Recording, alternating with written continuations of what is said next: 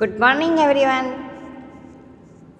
વિદ્યાર્થી મિત્રો, સામાજિક વિજ્ઞાન ધોરણ 8 પ્રકરણ 3 ભારતમાં રાષ્ટ્રવાદ. આપણે અગાઉ પ્રકરણ 2નું રિવિઝન કર્યું હતું. આજે પ્રકરણ 3નું રિવિઝન કરીશું. તો પહેલું છે MCQ. તો જોઈએ આપણે, વિશ્વમાં આધુનિક રાષ્ટ્રવાદનો સૌપ્રથમ ઉદ્ભવ ક્યાં થયો હતો? તો જવાબ આવશે યુરોપમાં. યુરોપ જવાબ આવશે. રાષ્ટ્રવાદનો સૌપ્રથમ ઉદ્ભવ યુરોપમાં જોવા મળે છે. નવજાગૃતિ, ધર્મ સુધારણા, અમેરિકા અને ફ્રાન્સની ક્રાંતિઓ થઈ હતી. આપણે પાઠ ભણ્યા હતા, તમને ખ્યાલ હશે. ઇટાલી અને જર્મનીનું એકીકરણ વગેરે પરિબળો જે છે એ યુરોપમાં રાષ્ટ્રવાદનો ફેલાવો કરવામાં મહત્ત્વની ભૂમિકા ભજવી હતી એવું કહી શકાય. અને તમને પણ ખ્યાલ જ છે કે ભારતમાં બ્રિટિશ શાસન હતું. બરાબર છે. હવે આગળ આપણે જોઈએ બીજું, કઈ ક્રાંતિમાંથી ભારતને સ્વતંત્રતા, સમાનતા અને બંધુત્વની પ્રેરણા મળી? તો જવાબ આવશે બી. ફ્રાન્સની જે ક્રાંતિ થઈ તેમાંથી જ આપણા ભારત દેશને સ્વતંત્રતા, સમાનતા અને બંધુત્વની પ્રેરણા મળી હતી. વિદ્યાર્થી મિત્રો, એક ઉદાહરણ એ પ્રમાણે લઈએ. કોઈની સારી વસ્તુ હોય તો આપણે કેવું ગ્રહણ કરીએ છીએ. તો ભારત માટે તો એક ખાસ જરૂર હતી, કારણ કે તમને ખ્યાલ છે કે ભારતમાં બ્રિટિશ શાસન હતું અને અનેક નાના નાના રાજ્યોમાં વહેંચાયેલું હતું. બરાબર. તો યુનિટી હતી નહીં, એટલે કે એકતા હતી નહીં. આપણા દેશી રાજાઓ હતા તો નાના નાના રાજ્યમાં વહેંચાયેલું હતું, પ્રદેશોમાં વહેંચાયેલું હતું. તો ખાસ જે જરૂર હોય તો સમાનતાની જરૂર હતી, એકતાની જરૂર હતી, ભાઈચારાની જરૂર હતી અને સ્વરાજ્ય. આપણા દેશમાં આપણું રાજ્ય એટલે કે સ્વરાજ્ય જોઈએ. બરાબર. એટલે સ્વતંત્રતા, સમાનતા અને બંધુત્વની પ્રેરણા આપણને ફ્રાન્સમાંથી મળી હતી. આગળ ત્રીજું જોઈએ, કયા પાશ્ચાત્ય પુરાતત્વવિદ ભારતની સંસ્કૃતિની ગૌરવ ગાથાના અનેક અવશેષો શોધી કાઢ્યા? તો અહીં પશ્ચિમના પુરાતત્વવિદની વાત કરી છે, તો કનિંઘહામ જવાબ આવશે. ચોથું, કયા નિવૃત્ત અંગ્રેજ અધિકારીના પ્રયત્નથી હિન્દી રાષ્ટ્રીય મહાસભાની સ્થાપના થઈ હતી? તો જવાબ આવશે A.O. હ્યુમ. આગળ જોઈએ, હિન્દી રાષ્ટ્રીય મહાસભાના પ્રથમ અધિવેશનના પ્રમુખ કોણ હતા? તો જવાબ આવશે વ્યોમેશચંદ્ર બેનર્જી. છઠ્ઠું, હિન્દી રાષ્ટ્રીય મહાસભાએ શરૂઆતમાં અંગ્રેજ સરકાર સમક્ષ કરેલી માંગણીઓ કઈ માંગણી ન હતી?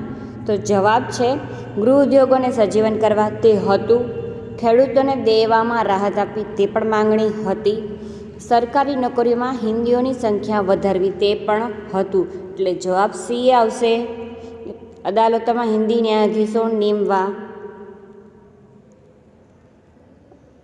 આગળ જોઈએ સાતમું,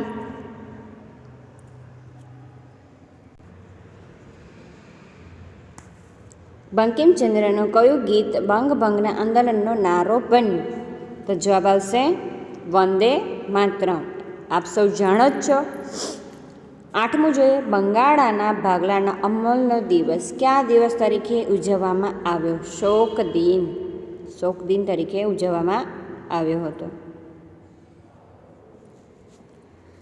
નવમું જોઈએ, વાઇસરોય લોર્ડ કર્ઝન બંગાળના ભાગલા ક્યારે પાડ્યા? તો 1905માં. 10મું જોઈએ, ઈસવીસન 1901માં શાંતિનિકેતનમાં વિશ્વ ભારતી વિદ્યાલય કોણે શરૂ કર્યું? રવિન્દ્રનાથ ટાગોર. 11મું, નીચેના પૈકી કોણ મવાળવાદી નેતા ન હતા? તો ગોપાલકૃષ્ણ ગોખલે, સુરેન્દ્રનાથ બેનર્જી, દાદાભાઈ નૌરોજી મવાળવાદી નેતા હતા. લોકમાન્ય તિલક મવાળવાદી ન હતા. તો જવાબ આવશે બી.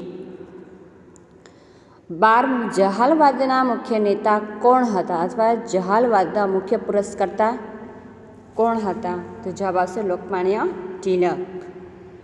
13મું, નીચેના પૈકી કોણ જહાલવાદી નેતા ન હતા? જવાબ ગોપાલકૃષ્ણ ગોખલે. 14મું, નીચેના પૈકી કોણ શેરે પંજાબ તરીકે જાણીતા બન્યા હતા? લાલા લજપત રાય, જેઓ પંજાબના હતા. 15મું, સાયમન કમિશનના વિરોધ પ્રદર્શન વખતે પોલીસનો લાઠીચાર્જ કારણે કોનું અવસાન થયું હતું? તો જવાબ છે લાલા લજપત રાયનું અવસાન થયું હતું. આગળ હોમ રૂલ લીગની સ્થાપના કોણે કરી? બાળ ગંગાધર ટિળકે.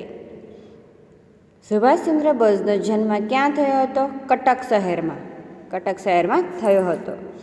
ઈસવીસન 1838માં હરિપુરામાં અને ઈસવીસન 1938માં હરિપુરામાં અને ઈસવીસન 1939માં ત્રિપુરામાં ભરાયેલ કોંગ્રેસ અધિવેશનના પ્રમુખ કોણ બન્યા હતા? તો જવાબ આવશે સુભાષચંદ્ર બોઝ.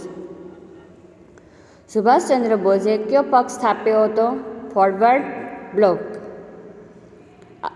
20મું આઝાદ હિંદ ફૌજની રચના કોણે કરી હતી? કેપ્ટન મોહનસિંહે. 21મું ઈસવીસન 1943માં આઝાદ હિંદ ફૌજનું સુકાની પદ કોણે સંભાળ્યું હતું? સુભાષચંદ્ર બોઝ. 22મું આઝાદ હિંદ ફૌજના વડા બન્યા પછી સુભાષબાબુ કયા નામે ઓળખાયા? તો જવાબ છે નેતાજી. તુમ મુझे खून दो मैं तुम्हें आज़ादी दूंगा આ સૂત્ર કોણે ઉચ્ચાર્યું હતું? સુભાષચંદ્ર બોઝ. દ્વિતીય વિશ્વયુદ્ધ દરમિયાન કયા દેશ પર અણુબોમ્બ ફેંકવામાં આવ્યો હતો? જાપાન. 25મું સુભાષચંદ્ર બોઝે કઈ પ્રતિજ્ઞા લીધી હતી? હું ગુલામ હિન્દુસ્તાનમાં પગ મૂકીશ નહીં. જવાબ આવશે એ. ખાલી જગ્યા પૂરવાની છે. આગળનો પ્રશ્ન જોઈએ. એ ખાલી જગ્યા છે, યોગ્ય શબ્દ અને અંકો વડે ખાલી જગ્યા પૂરો. તો પહેલું છે, પોતાના રાષ્ટ્ર પ્રત્યે એકાત્મ અને ગૌરવની ભાવના એટલે તેને શું કહેવાય? રાષ્ટ્રવાદ કહેવાય. આગળનો પ્રશ્ન જોઈએ. આધુનિક રાષ્ટ્રવાદનો સૌપ્રથમ ખાલી જગ્યામાં થયો હતો? જવાબ છે યુરોપ. ત્રીજું, ભારતીય પુરાતત્વવિદ ખાલી જગ્યાએ અનેક પ્રાચીન અવશેષો શોધ્યા હતા? તો ભગવાન લાલ ઇન્દ્રજીત, જે આપણા ભારતીય પુરાતત્વવિદ છે. આગળ ચોથું જોઈએ. ઈસવીસન ખાલી જગ્યામાં હિન્દી રાષ્ટ્રીય મહાસભા એટલે કે કોંગ્રેસની સ્થાપના થઈ હતી? તો 1885માં થઈ હતી. 5મું, નિવૃત્ત અંગ્રેજ અમલદાર ખાલી જગ્યાના પ્રયાસોથી હિન્દી રાષ્ટ્રીય મહાસભાની સ્થાપના થઈ? સર એલન ઓક્ટેવિયન હ્યુમ, એટલે એને ટૂંકમાં આપણે A.O. હ્યુમ કહીએ છીએ. 6મું, હિન્દી રાષ્ટ્રીય મહાસભાનું પ્રથમ અધિવેશન ખાલી જગ્યા શહેરમાં મળ્યું? તો જવાબ છે મુંબઈ. 7મું, ખાલી જગ્યા હિન્દી રાષ્ટ્રીય મહાસભાના પ્રથમ પ્રમુખ હતા? તો પ્રથમ પ્રમુખ જવાબ આવશે વ્યોમેશચંદ્ર બેનર્જી. હિન્દી રાષ્ટ્રીય મહાસભાના પ્રથમ પ્રમુખ હતા. તમને એક વાક્યના જવાબમાં પણ પૂછાઈ શકે. 8મું, હિન્દી રાષ્ટ્રીય મહાસભાના પ્રથમ અધિવેશનમાં ખાલી જગ્યા પ્રતિનિધિઓએ હાજરી આપી હતી? તો 72 લોકોએ હાજરી આપી હતી. નીચેના પ્રશ્નોના 1-2 વાક્યમાં જવાબ આપો, ઉત્તર આપો. જોઈએ રાષ્ટ્રવાદ એટલે શું? તો આપણે હમણાં જ ખાલી જગ્યામાં પણ સમજ્યા હતા, બરાબર. એટલે મેં હમણાં જ કીધું હતું કે એક વાક્ય જવાબમાં પણ પૂછાઈ શકે. પોતાના રાષ્ટ્ર પ્રત્યે એકાત્મ અને ગૌરવની ભાવના એટલે રાષ્ટ્રવાદ. રાષ્ટ્રવાદ એટલે શું? પ્રશ્ન એ જ હતો, અથવા વ્યાખ્યા તરીકે પણ પૂછાઈ શકે. પોતાના રાષ્ટ્ર પ્રત્યે એકાત્મ અને ગૌરવની ભાવના એટલે રાષ્ટ્રવાદ. બીજો, મવાળવાદ એટલે શું? મવાળવાદી નેતાના નામ જણાવો.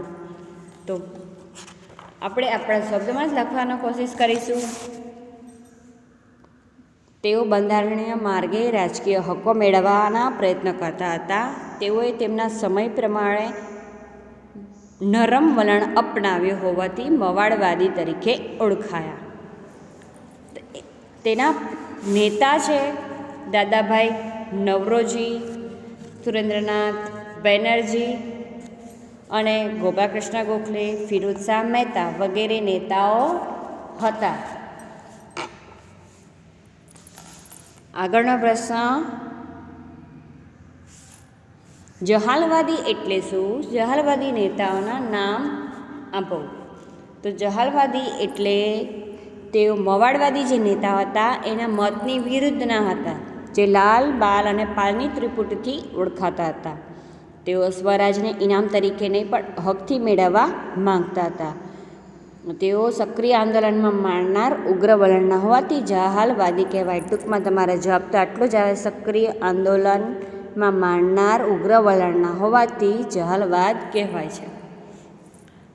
અને તેમના નેતાઓના નામ છે ગંગાધર ટિળક, બિપિનચંદ્ર પાલ અને લાલા લજપત રાય.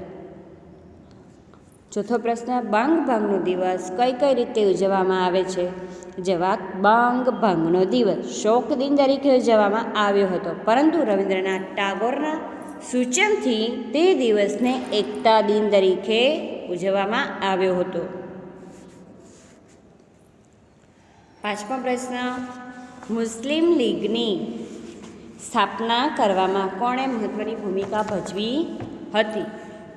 જવાબ, ઈસવીસન 1906માં ઢાકામાં મુસ્લિમ લીગની સ્થાપના થઈ અને આ સંસ્થાની સ્થાપનામાં મુસ્લિમોના ધાર્મિક વડા કોણ હતા? આગા ખાન અને ઢાકાના નવાબ હતા સલીમુલ્લાહ ખાન અને વાઇસરોય મિન્ટો અને તેમના ખાનગી મંત્રી હતા ડનલોપ સ્મિથ મહત્વની ભૂમિકા ભજવી હતી.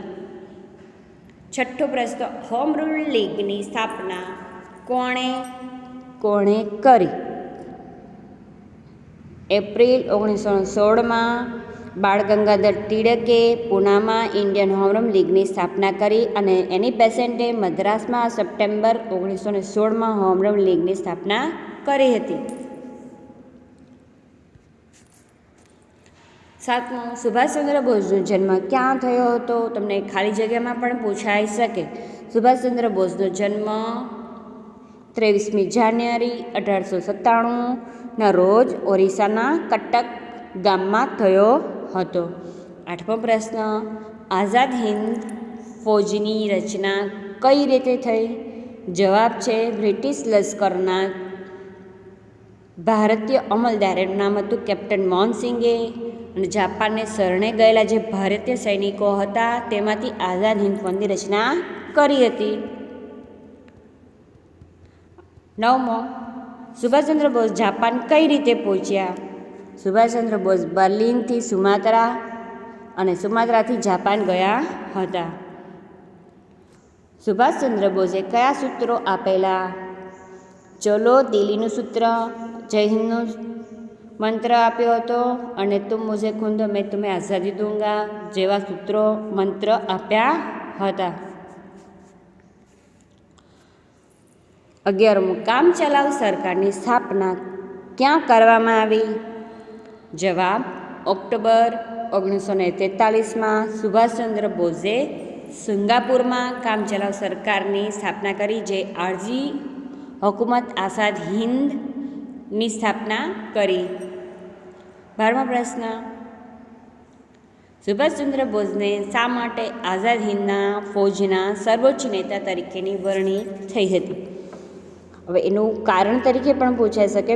જવાબ જોઈએ, જાપાન સરકાર અને તથા રાસ બિહારી બોઝ વચ્ચે શું થાય છે? મતભેદ થાય છે અને મોહનસિંહે રાજીનામું આપવાની ફરજ પડે છે તેના કારણે, અને તેથી રાસ બિહારી બોઝે સર્વસંમતિથી એટલે બધાની અનુમતિથી જ 4 જુલાઈ 1943ના રોજ આઝાદ હિંદ ફૌજની રચના તો કરી, પણ એના નેતા તરીકે સુભાષચંદ્ર બોઝને નિમ્યા હતા. સુભાષ બોઝની વરણી થઈ હતી. 13મું, સુભાષચંદ્ર બોઝને નેતાજીએ હુલામણું નામ ક્યારે આપવામાં આવ્યું? 1943માં સુભાષચંદ્ર બોઝે આઝાદ હિંદ ફૌજનું સુકાની પદ સંભાળ્યું ત્યારે તેમને નેતાજીનું નામ મળ્યું હતું. અહીં હવે તમારે દરેકને 5-5 વાક્યોમાં પરિચય આપવાનો છે. લાલા લજપત રાય, બિપિનચંદ્ર પાલ, લખનૌ કરાર વિશે પણ પૂછાઈ શકે, જે ટૂંકનોંધ તરીકે પણ પૂછાય. અહીં બાળ ગંગાધર ટિળક વિશે જોઈએ. લોકમાન્ય ટિળક તરીકે પ્રસિદ્ધ થયેલા બાળ ગંગાધર ટિળક એટલે બાળ ગંગાધર ટિળક, જેને લોકમાન્ય ટિળક તરીકે પણ ઓળખાય છે, જે જહાલવાદના મુખ્ય નેતા હતા. તેમણે એક મંત્ર આપ્યો હતો, સ્વરાજ્ય મારો જન્મસિદ્ધ હક છે અને તે હું મેળવીને જ જંપીશ. ખાસ યાદ રાખવાનું છે. તેમણે ગણેશ ચતુર્થી અને શિવાજી જયંતિ જેવા ઉત્સવો ઉજવવાનું શરૂ કર્યું હતું. તેમણે મરાઠી ભાષામાં કેસરી અને મરાઠા નામના વર્તમાનપત્રો પણ શરૂ કર્યા હતા અને તેની ખૂબ જ સારી એવી અસર પડી હતી. અને ઈસવીસન 1916માં હોમ રૂલ ચળવળમાં સક્રિય ભૂમિકા ભજવી હતી. હવે આપણે બીજું જોઈએ, લાલા લજપત રાય. લાલા લજપત રાય એ શેર પંજાબ તરીકે જાણીતા બન્યા હતા. તેઓ પંજાબના હતા, બરાબર. એટલે ધી પંજાબી અને ધી પીપલ જેવા વર્તમાનપત્રો શરૂ કરનાર લાલા લજપત રાય હતા. ઈસવીસન 1928માં તેમણે સાયમન કમિશનનો વિરોધ કર્યો હતો. સાયમન કમિશનનો વિરોધ શા માટે કર્યો હતો? તેમાં એક પણ ભારતીય પ્રતિનિધિ ન હતા, તે માટે તે વિરોધ થયો હતો અને પોલીસના લાઠીઓનો પ્રહાર થયા.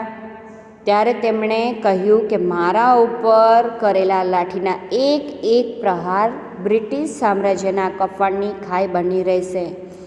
તેમને દાખલ કરવા પડ્યા હતા દવાખાનામાં. ત્યાં તેમનું અવસાન થયું, કારણ કે એટલો બધો લાઠીચાર્જ એના ઉપર થયો હતો અને તેના કારણે જ તેમનું મૃત્યુ થયું હતું. આગળ જોઈએ સુભાષચંદ્ર બોઝ. તો સુભાષચંદ્ર બોઝ તમે તમારા શબ્દમાં પણ લખી શકો. ફોરવર્ડ બ્લોકની રાજકીય પક્ષની સ્થાપના કરી હતી. યુરોપમાં દ્વિતીય વિશ્વયુદ્ધ શરૂ થયું. ફોરવર્ડ બ્લોકે યુદ્ધ વિરોધી પ્રચાર પણ શરૂ કર્યું. આપણે શરૂઆત કરી તેમના જન્મથી. સુભાષચંદ્ર બોઝનો જન્મ 23મી જાન્યુઆરી 1897ના રોજ ઓરિસ્સાના કટક મુકામે થયો હતો, જે આપણે MCQમાં પણ જોયું હતું. ઈસવીસન 1920માં લંડનમાં ICS જે પરીક્ષા લેવાય છે એ પરીક્ષામાં 4થા નંબરે પાસ થયા હતા. એટલે તેઓ ભણવામાં પણ હોશિયાર હતા. ભારતમાં આવ્યા પછી હિન્દી રાષ્ટ્રીય મહાસભામાં જોડાયા. દેશની સ્વાતંત્ર્ય ચળવળોમાં ભાગ લીધો અને ખાસ કરીને 11 વખત રાજકીય કેદી તરીકે પકડાયા હતા. 11 વખત રાજકીય કેદી તરીકે પકડાયા હતા. અને ઈસવીસન 1938માં હરિપુરા કોંગ્રેસ અધિવેશનમાં કોંગ્રેસના પ્રમુખ બન્યા હતા અને મે 1939માં ફોરવર્ડ બ્લોક નામની નવા રાજકીય પક્ષની સ્થાપના કરી હતી. વિદ્યાર્થી મિત્રો, અહીં તમને બધા જ નેતાઓ વિશે ટૂંકમાં પણ પૂછાઈ શકે. આઝાદ હિંદ ફૌજની સુકાની પર એના વિશે લખો, એ પણ પૂછાઈ શકે. હોમ રૂલ આંદોલન, લખનૌ કરાર વિશે પણ પૂછાઈ શકે. ઓકે વિદ્યાર્થી મિત્રો, ફરી મળીશું. Okay, thank you.